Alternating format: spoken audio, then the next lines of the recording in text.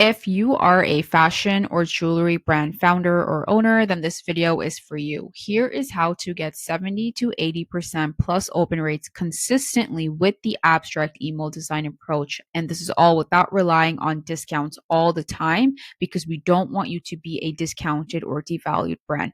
This is also only for you if you are making at least 70 grand a month. So on the right side over here are some of our designs. And what you're looking at here on the left side is an average email open rate of almost 90% from the last 30 days for a fashion brand we work with, while the industry average is only 37.26%.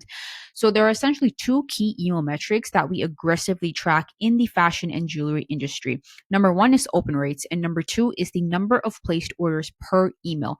The reason being, if no one is choosing to happily open your email and is genuinely excited to open them, you won't make any sales. So in this video, I will show you exactly how we are able to achieve almost 90% open rates with the abstract email design approach. Us, along with some of the biggest brands that you can think of, like House of CB, Hello Molly, Free People, Aritzia, and Mejuri, use this approach. Here is the preview of the approach that I will, of course, go into more detail in just a bit. So I'm Sharda, I'm the founder of Persona E-Marketing, and in the last 4 years, my team and I have been delivering above average industry results for multiple 7 and 8 figure fashion and jewelry brands with emails.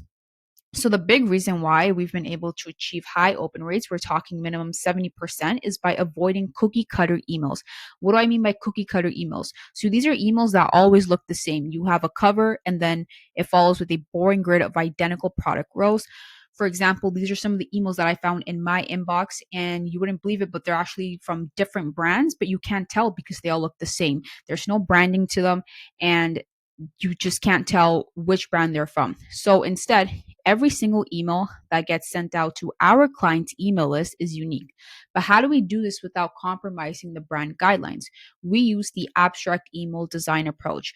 This is where your email starts off with a eye-catchy cover, followed by a series of blocks, each different from each other, as opposed to a boring cover or a cover and then a boring grid of identical product rows.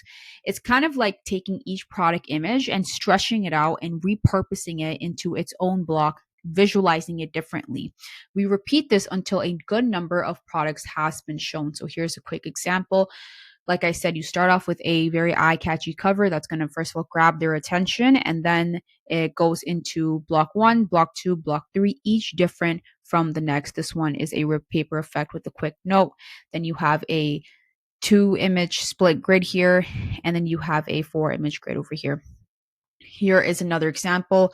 Same idea. You have a cover, then blocks 1 to 2 are kind of similar, but they're alternating. Block 3 is a grid, block 4 is a GIF. And you get the idea. Here's example 3. So these are all emails made by our agency. In this particular example, you same thing, cover, block 1, block 2, block 3, block 4, all different from each other. This is a grid. This is a static image with some text.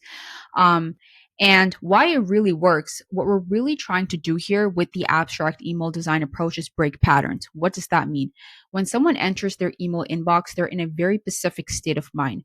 They're in a state of efficiency, a state of unconscious conditioned behavior. And your job with your email is to take them out of this state by sending them something that they have never seen before, which takes them out of the unconscious and into the conscious. So they can actually take action on your email, which is to click, go to your website, and make a purchase. Because of this, we need to introduce what is known as a pattern interrupt. Now, if all your emails constantly look the same, you're far from interrupting any sort of pattern. The customer can easily guess what you've just sent them, which reduces the likelihood of them opening your email in the first place and making a purchase. The abstract email design approach, on the other hand, helps you break patterns. Each email should be different from the next. Each block should be different from the next. That way, your customer does not know what to expect as they are scrolling. It holds their attention all the way to the end, leaving them wanting more. So here are some examples of different blocks that we like to use. These are, of course, some of many. The first one is a grid when you want to show multiple products at once. The second one is a curated outfit. The third one is a overlap where you're showing the product in 2 different ways, the back side and the front side with some text in the corner or wherever there is white space to play around with. And then this photo plus copy one is the hybrid of a image on the left, or it can be the right, doesn't matter, and some copy on the other side. So this really creates an exciting experience for the customers, which they will keep coming back for, hence keeping those open rates high and stable. The abstract email design approach also appeals to the different ways people like to be marketed to. For example, some are very visual driven, others like text more and would read every word in your email. And this maximizes your email's engagement and placed order number per email. And of course, it will help your email list stand the test of time. So if you want this done for you, then click the link in our bio to book an intro call with me if you're watching this on Instagram or LinkedIn.